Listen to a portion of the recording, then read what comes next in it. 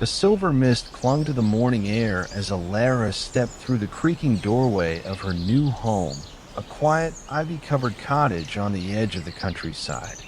The scent of old wood and forgotten stories filled the space, wrapping around her like a whispered welcome.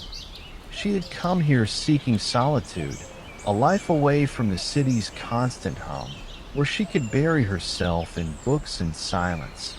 But the house, with its time-worn walls and shifting floorboards, had other plans. It began with a whisper, a soft rustling above her head. The attic. Alara had ignored it at first, convincing herself it was just the wind, but the sound persisted, drawing her toward the narrow staircase. Dust swirled in golden beams as she pushed open the attic door. The space smelled of age and secrets, its wooden beams heavy with the weight of forgotten years. Then she saw it.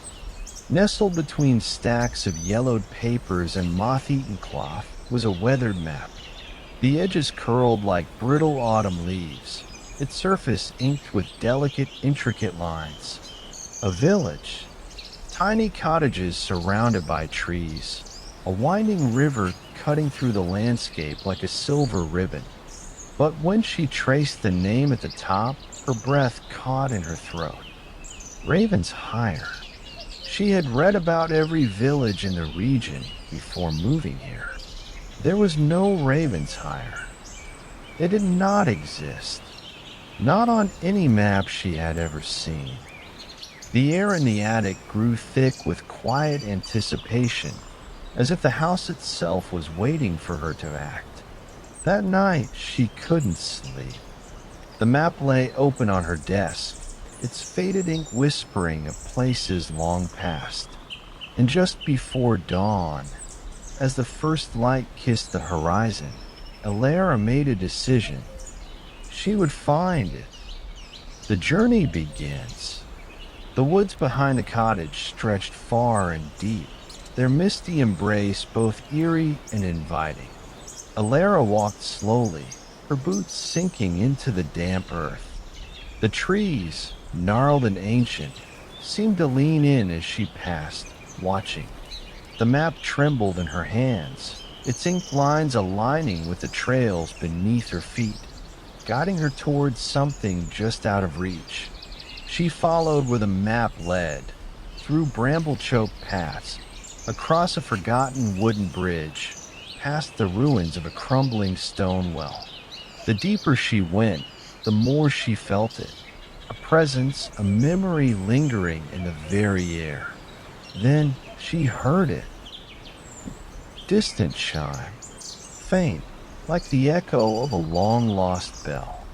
She turned a corner, heart pounding, and froze. There, between the trees, stood a weathered signpost, tilted, half swallowed by ivy. Faint letters, carved into the wood, barely visible beneath time's embrace. Ravensheim. The village was waiting. The village lay before her, hushed and waiting. Alara stepped past the weathered signpost, her breath shallow as she took in sight. Ravensheim was unlike any place she had ever seen. Stone cottages stood untouched by time, their thatched roofs draped in ivy. Cobblestone streets glistened as if kissed by an unseen rain, yet the air was dry. A quiet stillness clung to everything, thick as morning fog. There were no birds, no rustling leaves. Even the wind held its breath. She walked forward, past shuttered windows and wooden doors worn soft by years of stillness. Then, from the heart of the village, a sound, faint yet distinct, called to her. A chime? It led her to a small shop at the square's edge. Above the door, an iron sign swung gently, though there was no breeze. The clockmaker's haven. Alara hesitated, then pushed open the door. Inside, the scent of lavender and old parchment curled around her, wrapping her in something almost familiar. The workshop was bathed in golden candlelight, casting long shadows across the walls. Shelves overflowed with timepieces, ornate grandfather clocks, delicate pocket watches, hourglasses frozen in their descent. Not one of them ticked. Behind the counter, an elderly man sat hunched over a workbench. His fingers, long and nimble, traced the face of a tarnished silver clock, his expression distant, lost in time itself. "You've come at last," he murmured without looking up. Elara's pulse quickened. "You were expecting me?" The clockmaker finally met her gaze. His eyes, the color of aged amber, shimmered with something unreadable. "Not you, perhaps, but someone, someday."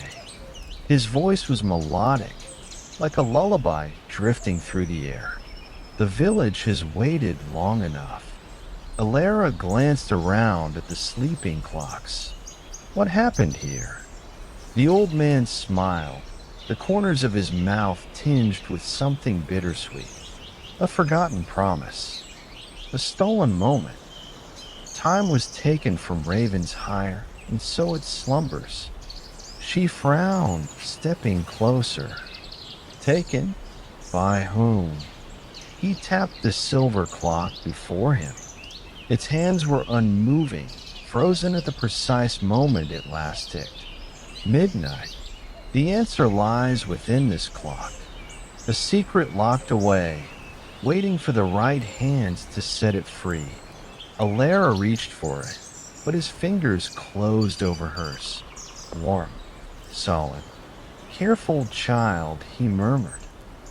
Some secrets change the very fabric of time. The room seemed to pulse around her, the candlelight flickering in response. Outside, a whisper of wind curled through the village, the first sign of movement in who knew how long. Something was awakening, and Elara had just turned the key. The night stretched long over Raven's hire, the sky an ink-black canvas studded with 1,000 stars, each one twinkling like a forgotten dream. The air was crisp, carrying with it the faint scent of pine and something sweet, like honeyed warmth, that mingled with the lavender of the village. On the eve of the longest night, the village came alive with a soft, rhythmic hum, a quiet excitement that buzzed through the streets. People, if they could even be called that, gathered in the square, their faces serene and timeless. They moved as one, preparing for an ancient tradition. One Elara had only heard whispers of the lighting of the whispering lanterns. The villagers, their hands steady and practiced, placed delicate lanterns, spherical glass globes etched with intricate patterns, upon the ground. Each lantern, small and faintly glowing, held a flame within, flickering like the last memory of a forgotten soul. The lanterns were not ordinary. They were carriers of stories, of memories from ages long past, their light carrying echoes from lives that had once walked the very streets she now roamed. Elara watched, drawn into the scene like a moth to a flame. She, too, was given a lantern. A simple thing. Its glass, frosted with age, cradled a soft, steady light. The old clockmaker had told her she would know when the time was right. Tonight, the lantern would guide her. A hush fell over the square as the villagers stepped back, waiting. In their hands, the lanterns shimmered like tiny stars, each flame a silent heartbeat of the past. One by one, they lit their lanterns, the flames gently taking to the air, rising like soft whispers into the night. As Elara held a match in her hand, she felt the weight of the moment. Her heart fluttered. She struck it, the small flame catching. And as she bent to light her lantern, something strange happened. A sense of belonging bloomed within her chest, a warmth that seeped deep into her bones. It was as if the lantern knew her, as if it had always been hers. The moment she lit the wick, the lantern flickered once, then settled into a steady glow. A soft hum vibrated through the air, and Alara felt it whispers low and quiet, weaving through the air around her. They were voices, faint but distinct, like fragments of forgotten stories. In the warmth of the lantern's light, she could see it, a vision. The village in its prime, children laughing as they ran through the cobbled streets, a woman sitting by the well, braiding her hair under the shade of an oak tree, the clockmaker in his shop, his hands deftly working on timepieces. The village, alive with color, sound, and life, just as it had been, and just as it would be again. The lantern, her lantern, began to rise slowly, floating upward, casting a soft golden glow against the dark sky. And as it drifted, Alara felt the invisible thread that connected her to this place, to its stories, to its heart.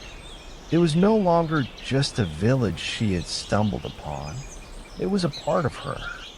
Around her, other lanterns rose too, each carrying its own story, its own memory, their flickering light joining the stars above.